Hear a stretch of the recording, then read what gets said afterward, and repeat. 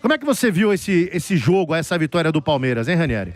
Marcelo Lima, não foi um jogo brilhante, assim, mas acho que foi até um jogo divertido, né? As duas equipes ainda estão evoluindo na temporada, fisicamente, tecnicamente também, né? Nenhuma das duas equipes está com aquela força máxima ainda. Mas falando especificamente do Palmeiras, né? Não foi uma partida extremamente eficiente do Palmeiras. O Palmeiras, inclusive, no fim do jogo, poderia ter ampliado o marcador, perdeu muitos gols e quase que sofre o empate, tá? O Palmeiras estava vencendo por 1-0, aí na reta final do jogo teve 2, 3 oportunidades, não matou o jogo e depois o Carlos Miguel, ele fez 2 defesas importantíssimas que garantiram essa vitória, né? Destaque para algumas mudanças na escalação. O técnico Abel Ferreira, ele já pelo menos nesse jogo, ele já colocou algo um pouco mais próximo de um eventual time ideal do Palmeiras. Então o Flaco Lopes, ele voltou a jogar. No primeiro jogo tinha ficado fora com uma gripe e ele é quem dá o passe de uma forma extremamente inteligente, tá? A gente até falou na descrição do gol que o Flaco Lopes é um jogador que ele pode ser a flecha e o arco também. Ele dá passes para gol. E ele teve uma visão ali 360, né? Ele viu a aproximação do Alan, ele dá um tapa, poderia ter finalizado e o Alan fez o gol, né? Que garantiu aí a vitória do Palmeiras. Para mim, o grande destaque, aliás, foi o Alan. Ainda não é aquele Alan da semifinal da Copa Libertadores da América, porque nenhum jogador na temporada atual, no Campeonato Paulista, está em um nível próximo de um nível de reta final de temporada, mas ainda assim foi muito bem, né? Foi muito bem. O Alan começou meio apagado, foi crescendo no jogo e foi um jogador importante. E aí, em relação à equipe titular, então o Kelvin voltou, o Piquerez voltou, o Gustavo Gomes voltou, então notícias importantes ali. A nota ruim ficou pelo Andréas Pereira, que logo no início da partida ele sofreu uma falta do Igor Vinícius e saiu lesionado com um problema no ombro, né? Então, preocupação aí por parte dos palmeirenses. O Palmeiras até caiu de rendimento na saída do Andréas, estava bem no jogo e aí depois demorou um pouquinho mais, mas conseguiu retomar. O Vitor Roque também voltou, mas ficou no banco de reservas e entrou no decorrer da partida. Mas é isso, acho que não dá para você avaliar muito ainda a evolução e tal. Acho que nesse momento o mais importante é não perder os jogadores, o que o Palmeiras não está conseguindo. Perdeu o Jefté na primeira partida e agora pode perder o Andréas Pereira na segunda. Muito pouco curto espaço, né, de pré-temporada para... Exato, foram poucos dias e o Abel, com razão, reclamou na pré-temporada. Mas a boa notícia é que o Palmeiras tem conseguido as vitórias magras ainda, 1-0 diante da Portuguesa com gol do Luigi e agora 1-0 com gol do Alan. Aliás, 2 jogadores revelados pelo Palmeiras e ontem mais jogadores da base do Palmeiras entraram também. O Larson, ele entra no lugar do Andréas Pereira, o Pacheco entra na primeira volância, muito elogiado pelo técnico Abel Ferreira, o Eric Belé também entra, joga um pouquinho, e o Luigi. O Riquelme Felipe começou, né? E o Riquelme Felipe pela primeira vez titular. Então o Abel, ele vai fazendo aquilo que a gente sabe, né? Ele vai mesclando, vai usando a base e vai conseguindo as vitórias. É uma tônica desse Palmeiras do Abel no estadual. Agora, Rani, 2 questões. Obviamente que o Andréas Pereira jogou só 15 minutos, mas ele começou o jogo de ontem como segundo volante, mais recuado, ou ele jogou mais à frente, encostando o Galveiga? Não, o M. Martínez foi o primeiro volante, o Andréas Pereira era o segundo volante, mas era o principal articulador, e o Rafael Veiga, que começou como titular também, ele começou ali na posição normalmente que o Flaco Lopes vinha jogando, que é aquele meia atacante. Em tese, ele é um jogador que tanto arma quanto pisa a área, mas o Veiga não conseguiu fazer essa função tão bem quanto o Flaco ele desempenhou na última partida. Com isso, o Andréas ficou sobrecarregado na criação. Até o Marcos Costa, que estava nos comentários ontem, ele fala isso. Quando sai o Andréas, ele fala: o Andréas era o principal articulador do Palmeiras. O Veiga, em tese, também teria que fazer isso, mas não estava conseguindo. Então o Palmeiras sentiu demais e o Veiga, nesse primeiro jogo, pelo menos, ele não vai bem. Outra coisa que o Danilo também pode completar, por favor, o Luigi. Porque a torcida pegou... Nossa. O Marcos Costa pulava aqui no estúdio com o Luigi. Era essa a minha pergunta. Porque você tava lá fazendo torcida também, né, Danilo? Exatamente. O torcedor palmeirense meio já tá pegando birra do menino, não tá não? E além do Luigi, eles falaram muito sobre o Kelvin e o Giai. Né, que o Palmeiras não tem opção de lateral direito, estão reclamando demais sobre as laterais ali direita do Palmeiras.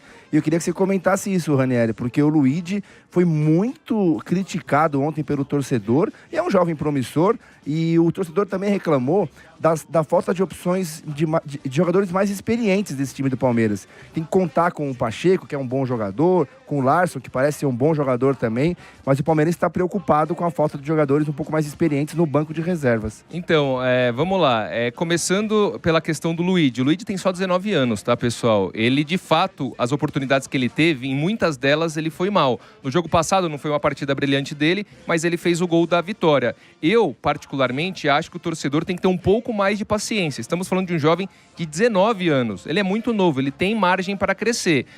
Ele tendo mais uma temporada completa e percebendo que a evolução não está acontecendo, aí sim, Palmeiras pode fazer com o Luigi o que fez com Vanderlan e com outros atletas quando percebeu que não chegaria no nível que o técnico Abel Ferreira ele quer. Em relação aos jogadores mais experientes, o próprio Abel na coletiva, ele falou da concorrência, que hoje existe muita concorrência no futebol. Então você tem o Cruzeiro que está investindo muito, você tem, né, o próprio Flamengo, que ele é soberano ali nessa questão de grana. E ele falou, nós temos 20 milhões de torcedores e a gente está rivalizando com clubes que têm 40 milhões de torcedores, que têm rendas que nós não temos. Então a gente tem que fazer contratações muito mais, como que eu posso dizer, pensadas na razão e menos na emoção. Foi o que o Abel falou. Então, eu acho que a tendência é que o Palmeiras ele se reforce, obviamente. John Arias, por exemplo, está super em pauta e com jogadores experientes. Mas para o Paulistão, acho que ele vai utilizar bastante a base. Aí a pergunta que fica com 2 jogos. É claro que é um recorte muito curto ainda na temporada, mas se fosse para ir ao mercado, as posições mais sensíveis hoje, vocês falaram da lateral direita, mas hoje se tivesse que ir ao mercado para fazer compras, é um lateral direito, é mais do que um jogador de beirada, tem alguns jovens aí que atuam nessa posição, quais seriam as contratações, Rani? Pra mim, a primeira, e ó, isso eu falei ontem na transmissão, o Danilão, ele foi ao encontro do que eu disse, no meio do jogo eu falei assim, ó, o Palmeiras, a comissão técnica, dá como certa as posições, a lateral direita, dá como certa a lateral direita com Kelvin e Giai. Nenhum dos dois até agora provou que tem condições de encerrar o assunto na lateral direita. Aí você pode falar do Piquerez na esquerda que tá mal, concordo, já faz um bom tempo. Mas o Piquerez já mostrou que ele é sim o dono da posição. E em tese ele pode... Por um bom tempo, né? E por um bom tempo. Não foi um período só, ele ficou um bom tempo jogando bem. Perfeito. Kelvin e Giai, nenhum dos dois provou nada até agora. Então, se eu sou o Palmeiras, eu iria atrás sim de um lateral direito para ser o dono da posição. Também um primeiro volante, porque Emi Martinez e o Pacheco, que é muito jovem, eu acho que é pouco para essa função, principalmente. E eu iria também atrás de um homem de área, de um centroavante, porque o Flaco não é esse cara, o Vitor Roque, se ele se machuca, o Palmeiras não tem esse cara com presença de área e o ano passado fez um pouco de falta isso também. Será que o torcedor do Palmeiras fica bravo, Ranieri? Porque o Gilberto, né, que é o moleque da base, que perfeito. é o lateral direito, que tem muito potencial, né? Muita gente cobrava, inclusive, que o Gilberto devesse ser aproveitado antes. Ele foi emprestado pro Atlético Paranaense. Então, nessa posição, tá muito claro que o Abel falou, não, vamos ficar com o Kelvin já e pronto, né? Embora a torcida reclame. Agora, você chamou a atenção ontem, inclusive, também depois da coletiva do Abel, e começou a chamar a atenção de todo mundo a questão do Paulinho, né? Porque era pra... não, volta em janeiro já, jogando... E ontem parece que ficou claro, você até falou, pô, peraí, mas o Abel deu a entender que vai demorar pra usar o Paulinho. E aí? E pra completar isso, também falei com torcedores sobre esse assunto. E eles estão perdendo a paciência também já. Já não aguento mais esperar o Paulinho. Será que estão escondendo alguma coisa? Que é difícil. É muito estranho. Ué, estranho. É que assim, às vezes, na coletiva, o técnico ele não dá uma resposta direta pra você. Mas nas entrelinhas você pega muita coisa. E quando ele cita o Paulinho, nem foi perguntado sobre o Paulinho. Ele mesmo que no meio da resposta jogou ali o Paulinho. É sinal que tá incomodando. É sinal que tá incomodando e ele dá a entender, pelo menos no tom, que ainda falta uma eternidade pro Paulinho voltar. Que não tá nem próximo do Paulinho voltar. Então, assim, essa história do Paulinho... ela tá, na minha opinião, assim, feeling, ela tá meio mal contada. Porque tá sempre pra voltar, tá sempre pra voltar, tá sempre pra voltar. E nunca volta. Alguma hora alguém do Palmeiras vai ter que chegar, vai ter que ser claro e vai ter que dar um mínimo de previsão. Falou, ó, Paulinho em fevereiro vai voltar. Ah não, Paulinho só em março. Ó, Paulinho só em abril. Porque senão vai ficar essa enrolação pra sempre, né? É estranho mesmo. É uma situação estranha. Aliás, vamos ouvir então o Abel. Ele evitou falar sobre possíveis reforços, né? Foi perguntado lá do Arias, né? O Fabinho aí também. Enfim, mas ele exaltou o trabalho da comissão com as categorias de base e lamentou, claro, a lesão do Andréas logo no começo da partida. Vamos ouvir o Abel. Boa pergunta, mas vai ficar sem resposta, está bem? Vocês têm todo o direito de responder o que querem. Eu reconheço isso. E às vezes eu quero responder todas as perguntas com o coração. Tenho que começar a respondê-las mais com a cabeça. Em primeiro lugar, dizer-te que estou muito contente com estes jogadores, com o treinador da equipa principal. Tenho ido buscar a equipa B, como foi o caso do Luís. É um jogador que praticamente nem passou no sub-20. Valorizar isso que temos feito, um grande desempenho, fiquei muito contente, um jogador com muito potencial. Não é de hoje, é desde o tempo do Sporting Clube Portugal, um trabalho excelente do Castanheira juntamente da base, e dá-me um prazer enorme e um gosto poder formar e ajudar jogadores a fazer carreiras no futebol. Em relação às lesões, sim, por este ritmo, quando começar o campeonato, se for uma por cada jogo, vou chegar ao final do campeonato e vou ter metade da equipa lesionada. Não era isso que nós queríamos, mas o futebol tem coisas que nós não controlamos, como vocês sabem. No ano passado praticamente não tivemos o Paulinho o ano todo. Queremos muito que ele nos ajude, mas infelizmente ainda não está em condições. Vamos continuar a trabalhar. Tá bom. Aí o Abel ontem estava extremamente prolixo em suas respostas. Meu Deus do céu. O Ranieri perguntou do Everton, que o Everton foi homenageado lá, né, pela sua passagem pelo Palmeiras. O Abel até mudou, né, ele até brincou, que outro dia ele falou que o Everton foi o maior goleiro da história do Palmeiras. Aí deu confusão, fizeram enquete, aí ontem ele já mudou. Um dos maiores da história do Palmeiras, né? Mas o Ranieri perguntou, mas ele deu uma volta ao mundo pra falar do Everton. Ele tava meio prolixo ontem, hein, Ranieri? Tava. E, assim, eu até comentei na transmissão, porque a coletiva pós-jogo do Palmeiras tem tempo.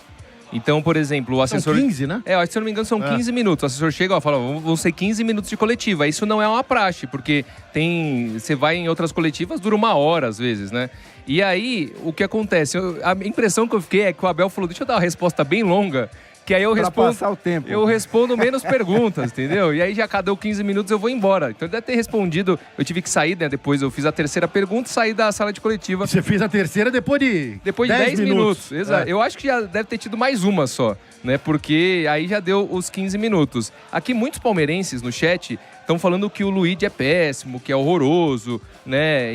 Então aqui o R. Silva, ele até discorda de mim, fala que tem que mandar embora. Mas assim, o Abel, eu acho que ele é um treinador que tem alguma credibilidade, tem alguma capacidade, acho que ele provou alguma coisa. Se ele tá dando chance pro Luigi, é que talvez ele ainda acredite que o Luigi ele possa evoluir. Um exemplo que eu dou recente é do John. O John pro torcedor, não pro torcedor palmeirense como um todo, mas para muito torcedor palmeirense, não, John, não sei o quê, beleza, foi pro Bragantino e se tornou um jogador, o principal jogador do Bragantino, e mostrou que tem qualidade. Por exemplo, tem muito time hoje na Série A, né, aqui mesmo, né, do Paulistão, eu diria que no São Paulo, no Corinthians, no Santos, o John, ele jogaria facilmente como titular.